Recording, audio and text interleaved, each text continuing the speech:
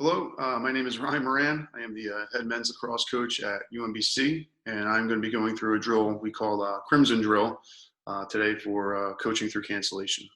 Before we get through the drill, I just want to thank Coach Chamati for putting this together. I know I've gained a lot out of it, and I hope you guys get a lot out of that as well. So I am using Zoom, so I'm going to be sharing my screen with you and kind of going through set up the drill and then showing some practice film of it as well.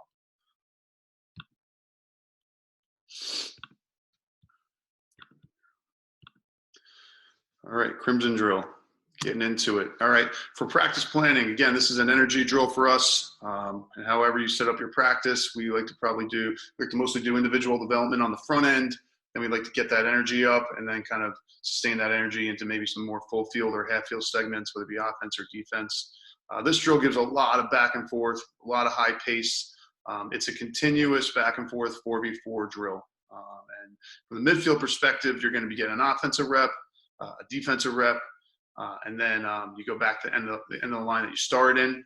You get a lot of reps in all even early offense situations. So right now we're not looking at a numerical advantage. This is all even, but it's early in the possession. You have offensive middies and defensive middies playing both sides of the ball.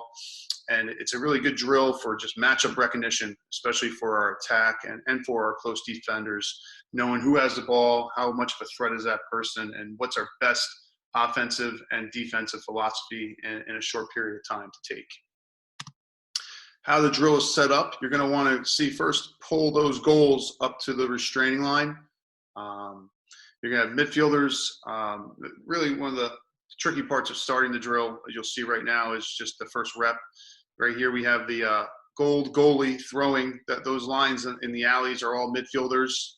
So right now that gold goalie would be throwing the ball to a gold offense, a midi that's going to be playing offense first. And you can see there's two defenders waiting to play the 4-and-4.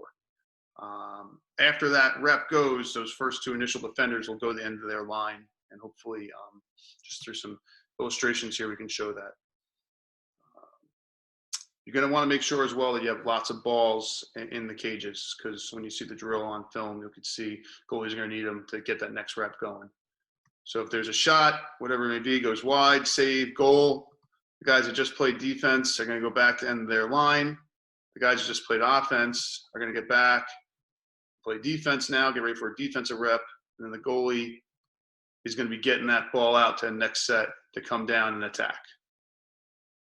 And this will go back and forth as long as you have enough balls in the cage. There's a shot wide, there's a turnover, there's a goal, whatever it is. That goalie's getting it out to either alley line of midfielders that he wants. And then once you play offense, you come back and play defense. You're back on the side you started, and you just go back to the end of the line you're in.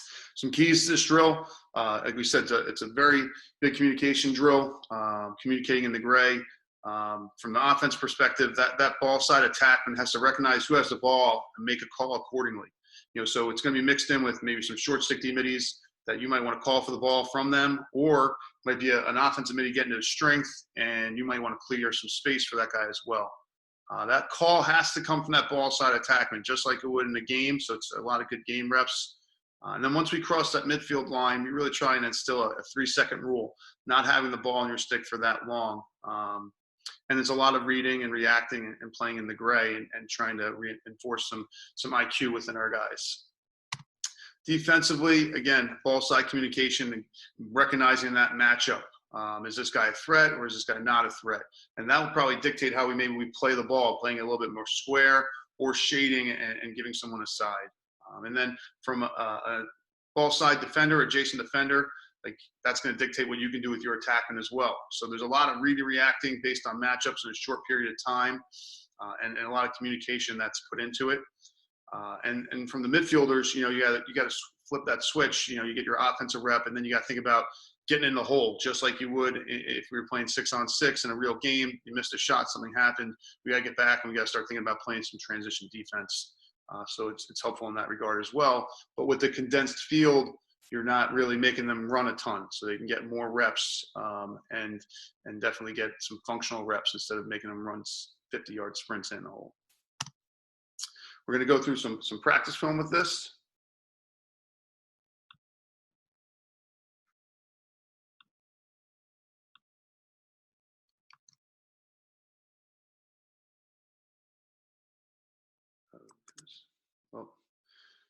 We will go through some practice on this. Here we go.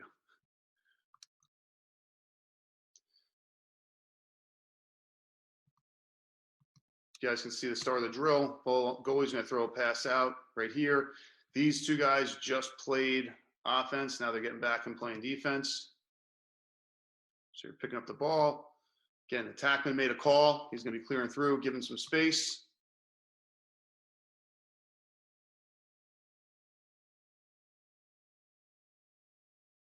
There's a shot. Get that ball out. Next set in. This guy who just scored. Now, he can't be admiring his shot. He's got to be thinking about getting in, defending. He's a little behind the ball. Would have been a situation if this guy was sprinting up the field a little bit more. Maybe we get a numerical advantage, which we'd like. Again, we give that guy the field. There's a shot. There's a goal. Ball gets out again. Getting in. Got an O-midi playing another O-midi. Good job by this defender, kind of holding down. Might have to go. Might have to go. Good job kind of getting back.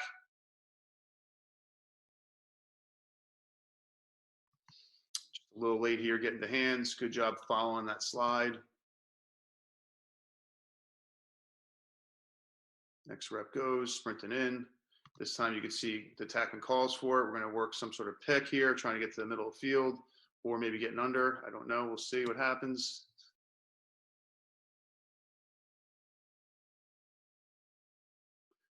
We have another repick situation here. Getting that ball through X. Some decent offense there. There's a goal. There's a shot. Ball gets out. Next rep. Job by a D, just kind of blowing it up, getting a ground ball. Ball is on the deck. Goalie gets another ball out.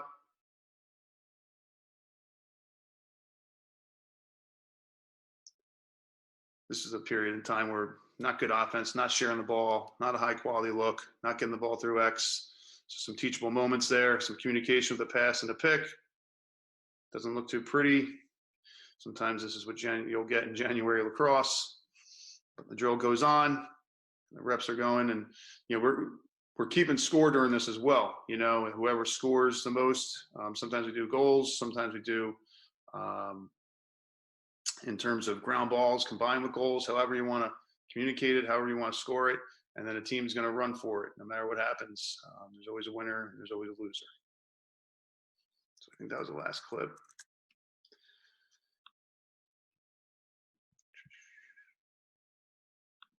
Again, that was the Crimson drill we run at UMBC. Appreciate you guys taking time to watch. If you have any questions about it, this is my email below. Feel free to email me out any questions that you might have. And again, just be safe out there. And hopefully these videos and some of these drills are going to help you when we get back to lacrosse. When we get back to the season and playing again, which I know we're all eager to doing. Till then, stay safe and have a great day.